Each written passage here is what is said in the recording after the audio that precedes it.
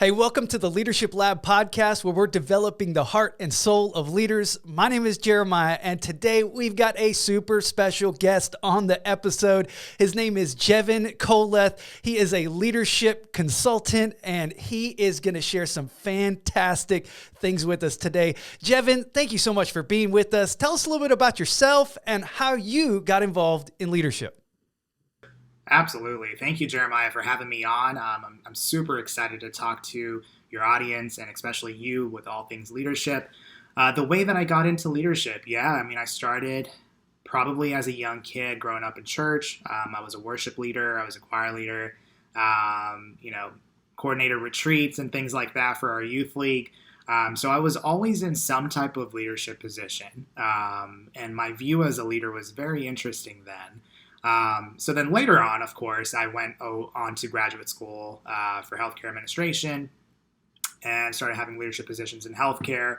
And that's when I was really able to develop as a leader. And that's where my leadership journey began with that development phase of it. So I'm able to reflect back at certain titles or positions that I had, but it started with the church, and then later on in life, it started with development, and that's where my passion for leadership originated. Man, that's so cool. That is so cool. I can't wait to this conversation here. So let me kind of dive in with this question right here. How has your faith impacted your leadership style?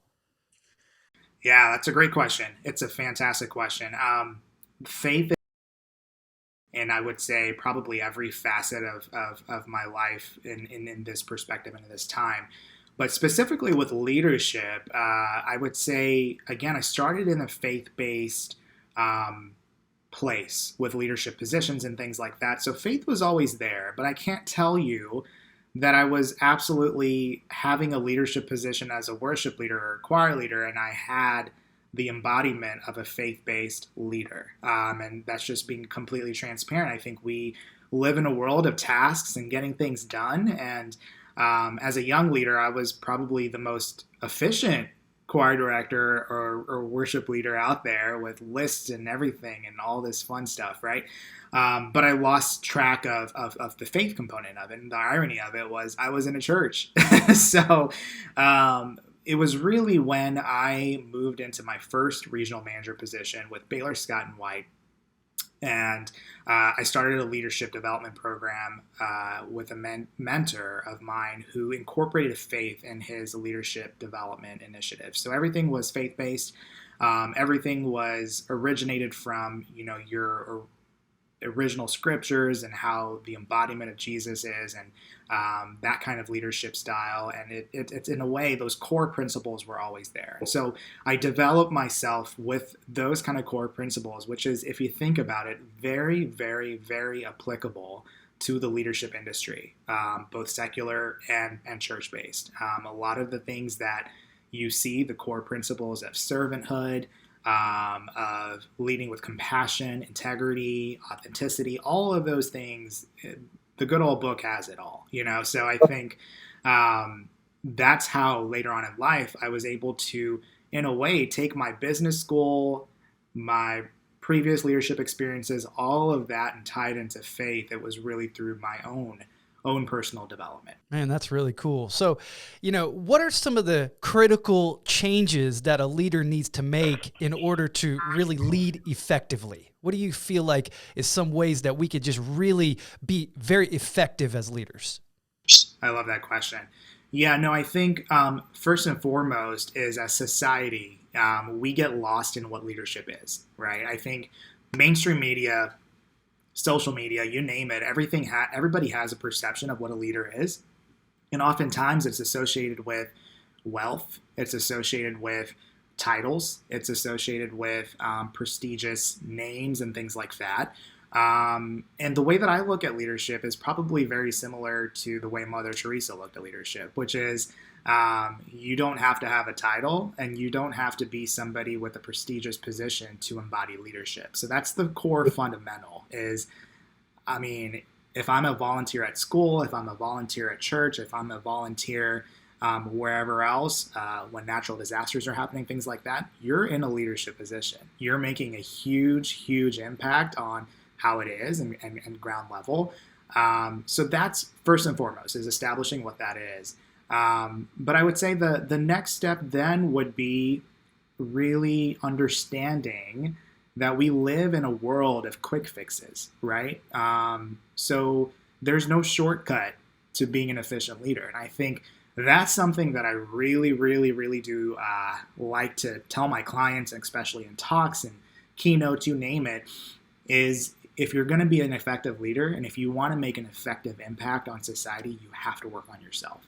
And it's not something that you have to do by yourself. I think a lot of folks, when they think of mental health or they think of intrinsic development, we don't equate the same kind of gravity that we do with that type of development as a society as we do physical and health, right? So people will have gym memberships, folks will have all kinds of things to really work on our fitness, our health, get those blood levels good and all those kind of things. But if you think of that internal development, that may be a part that is not quite there, right? So you can be the most fit individual, you can be the most healthy individual physically, but if you come up and show up in a leadership role or position, that alone is not going to be it. So it's really finding something to develop yourself as a leader, and we can go into that later on of what that looks like. That's really good. Well, let me ask you this, okay? What do you feel like is the number one way that we can make a substantial difference in the world around us? Yeah, great question. I think this is a twofold answer, but the number one way is changing your perspective on leadership and changing the world, right? So phase one is always understanding what are those things that I need to work on? What are those individual characteristics, those traits that I need to work on as an individual? Really scoping that out, and also knowing that if you were called to do something, you have enough confidence to know that you were called with a higher purpose. There was a reason that you were called to do something. So understanding your self-worth individually, and then understanding the opportunities you have as an individual to grow, and then putting obviously habitual training and initiatives to correct some of these behaviors that are holding us back into your superpower. So that's phase one, is all individual, you working on yourself as a person. Phase two is the component that's really missed in this world. I see a lot of leaders, a lot of people with great positions, a lot of folks that are trying to make impacts in the world that have focused on themselves so much that when they get out in the world, they're leading based off of their own experiences, and that's it. And that is something that is a big struggle, because if you're going to lead a team, then you have to change that self-growth into team growth. How can you now be a leader that can impact a team of different personalities, different communication styles, different backgrounds, different ethnicities, different barriers that we're all facing as a world? How can you as a leader now turn your voice from an individual into someone who's a team? And this is also where a lot of biblical principles comes in, like embodying Christ, showing grace, showing empathy, showing all of these things to people that are facing different things in the world, right? So if you don't make that switch as an individual from individual to team mentality and team growth, it'll be a struggle. That's so good. And I love how you said these are biblical principles, because I mean, that's what Jesus did. Like he had a group of people that he just basically came and said, hey, I've got a vision here. I'm going to share this vision with you. Now come and follow me. And the vision was giant. I mean, the man doesn't own anything. He doesn't even have a place to live. He has no money to his name. And he just comes up with a vision that says, hey, let's change the world together. And he just invites the most ragtag group of people together, people that others have outcast in society. And he says, hey, let's do this together. And he starts developing people. I just love that impact that we can have around us. Now, do you remember a specific experience that you wished a leader that you were following had done something differently? And if you were to do it all over again, what would you change? Yeah, I love that question. And I think, this is a question that I approach in a different lens than I would have previously, right? I think we always live in a society to where we can cross the line of really glorifying mistakes made by other people. And I think that's where I want to first set that boundary, is know yourself as an individual to when you're turning into a place of judgment. I think that's really key. So the way I look at things now is every person that I've been been with, any leader that I've been with, there are opportunities there that they have given me in my life so that I can be better, right? And that was huge. That was my story as in graduate school. I was, gosh, I don't even know how old, 24, 25, but everybody else around me were CEOs and CNOs and VPs, and I was a tech, right? Like I was somebody who, I don't even know how I got into that program, but I did by God's grace, and I was the youngest person in that program. And so what did I do? I was a sponge. I was a sponge that just picked up on all of these life experiences. So that's what I encourage folks to do. Think back on your leadership experiences with your leaders and how you would have maybe done things a little different. And the number one thing I can think of is when it comes to, and this is definitely a hot topic, it comes to racial sensitivity and the ethnic movements, right? Yeah, so I would say, I was born and raised in Plano, Texas. My parents are originally from India. They're from South India. So I grew up with the Christian culture. I grew up with my parents' culture, and then I grew up with a Texas culture. So it's like I had a whole bunch of cultures going on, right? So that was great. It was awesome. It was such an opportunity for me. But when I go into certain environments, it's almost interesting how people approach diversity and ethnicity. And I think growing up, I was always the person of color in every board meeting and every whatever for leadership stuff. And I didn't really notice it, to be honest with you. It wasn't until I looked back and reflected and I was like, oh my gosh, I was. And then I would notice like certain initiatives, right? Where I was the key person that was involved in diversity initiatives and ethnicity initiatives. And it's not as it was my expertise. It was something that was asked upon me, So, and then I look back and I was like, wait a second, So I think embodying and understanding people in general, it doesn't have to do with skin color. It doesn't have to do with race, but understanding the individual, right? I think that's an employment strategy that I would do differently is not hire based off of race, any type of bias, but hire off of the individual and what they offer as a value. And if that person is Asian American, if that person is Indian American, if that person is African American, if that person's Caucasian, whatever it may be, it doesn't matter. It's the individual who's great.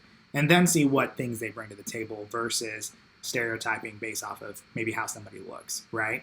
And those aren't, I don't think anybody who I've ever experienced has ever had a harmful intent, or these are people that I still love to this day, But it's just everybody has hidden biases and things that we've developed from a young age, right? So again, that's a huge opportunity for growth, myself included. So that was probably the biggest leadership thing that I probably realized a couple of years after that I had an opportunity there that I didn't even know, and I think it was huge. That is very interesting. Now, some of the leaders that are listening to this, have a budget and they can hire people and they can pay others. And then some people who are listening to this are saying, hey, I'm leading leaders who, man, they're volunteers. They're just giving of their time here, and there's a whole different level of leadership when you've got a paycheck that you can offer. And then when you just basically are like, I've got vision and I want you to come and follow me just because it's not a professional project, it's a passion project. And so, as a leader who's been in both of those worlds, what would you say to someone who's got really only vision to share? How do you motivate people to join you when you really don't have anything? In fact, you're really just asking from them rather than giving to them. I love this question. And back, when I was a church leader, I would have told you something completely different. But now with, thankfully, life and what's been given to me, I'll tell you, both of the principles are same. They're the exact same, whether you're a volunteer or whether you're paying somebody a paycheck. And I say this with the folks that I even employed with paychecks, don't come here for the paycheck. Really understand your purpose and your vision of why you're here. And so if we embody that understanding of why we're here, and we are an effective leader to where we're empowering individuals to make individual decisions and really make an impact, you're not developing volunteers, you're developing leaders, right? So when you're in a leadership position, you're developing individuals to be their own leaders, right?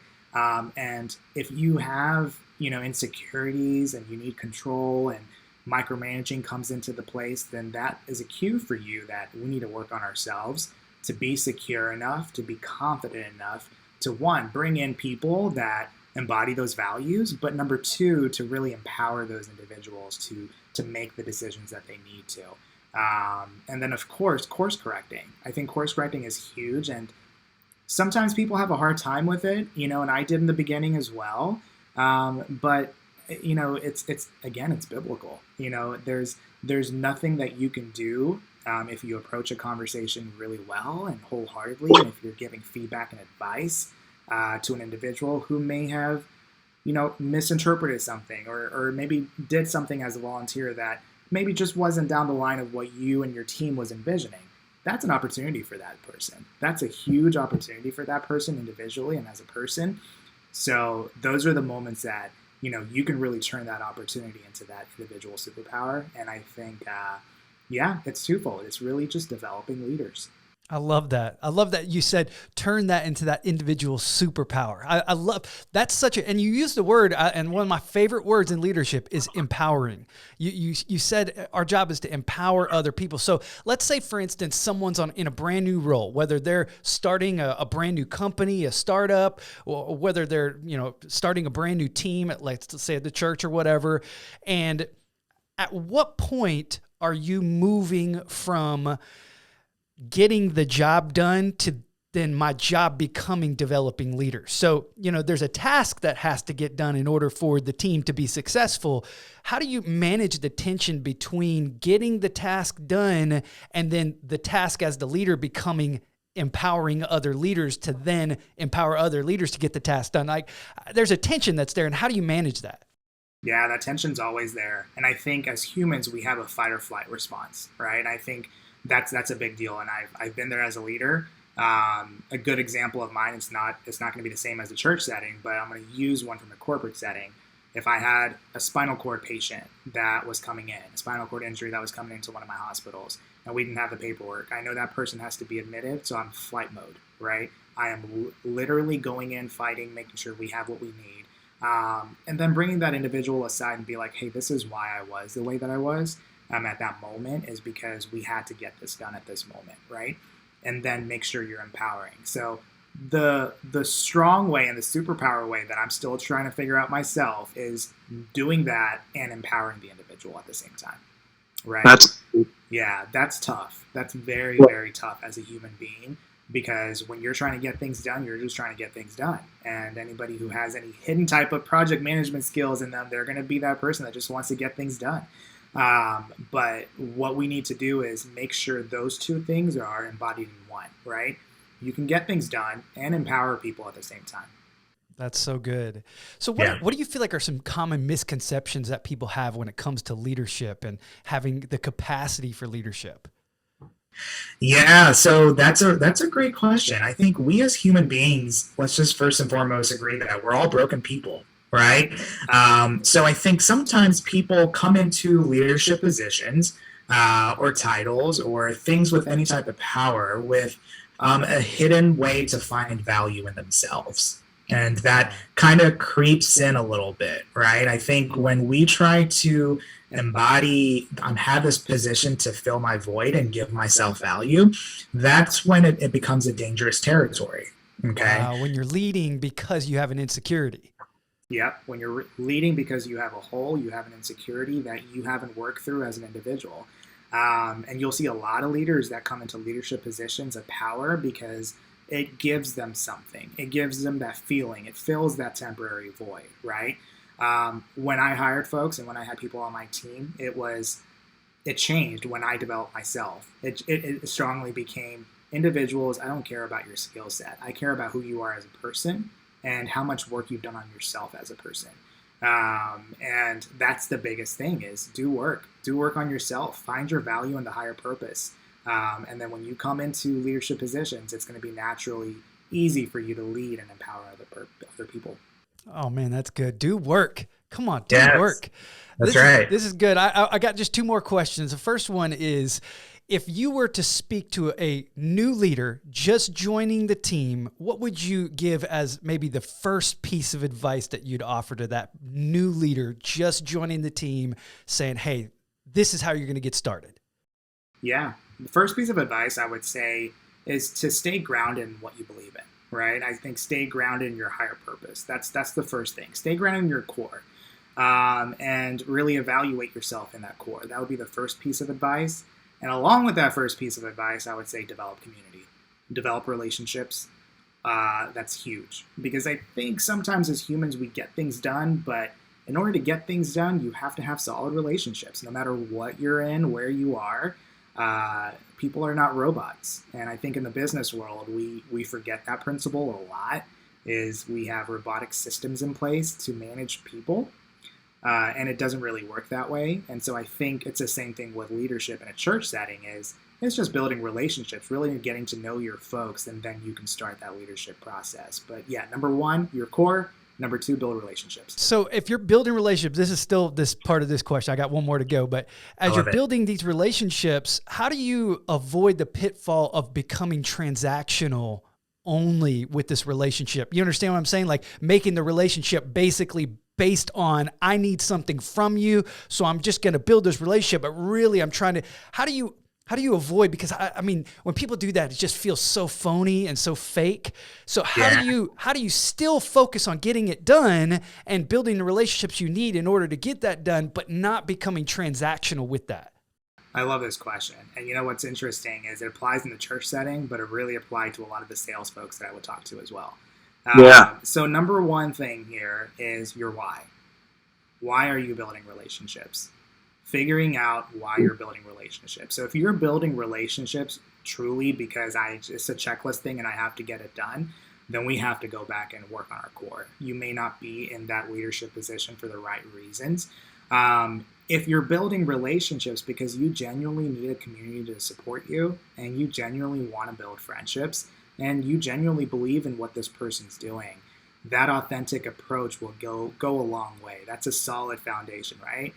One of my favorite leadership imagery things to throw out is building your leadership foundation on solid ground versus sinking sand, and you know where that comes from, right? And so it's an image on my website. I love it, but this applies here as well, is understanding your solid foundation. So why are we building relationships? Asking yourself that question, like really asking yourself that question. And like you said, if it's because I was told to and it's transactional, then we need to revisit that. And I encourage you to sit with your leaders and pray about it and talk about it and develop from it. But it's really understanding why. That's so good. And when you say your core here at the Leadership Lab, we refer to it as the heart part of leadership. You know, it's that core, it's that solid ground that we're standing on. And, you know, as a leader, you know, I like what John Maxwell says. He says, you want to add value to people. And I think that's where I start with my heart of relationship building, is I genuinely just want to add value to people. And in that, they can sense that, man, this guy's in it really for my benefit, not for his. And when you get that kind of level of trust built with people, they'll say, okay, now tell me, where are we going, leader? Because I want to follow you. And that's what we talked about earlier. That's what Jesus did. He invested in those individuals.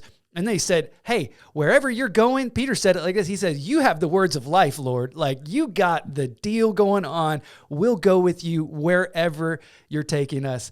Hey, this has been fun. I got one final question I want to kind of wrap up with, and then we're going to hear from you just about some ways that people can get connected to you if they want to get connected further. What is the best resource for people who want to dive deeper into leadership? Best resource I would say is there's a lot of literature out there. So you can get lost in literature. You can really get into those kind of things. For me, it's more about self-growth movements and self-growth books, and really understanding where I am in my stage of life, right? So the best resources I would say is, you know, trusted leaders, people who you really trust. And a lot of times for me, that was within the church.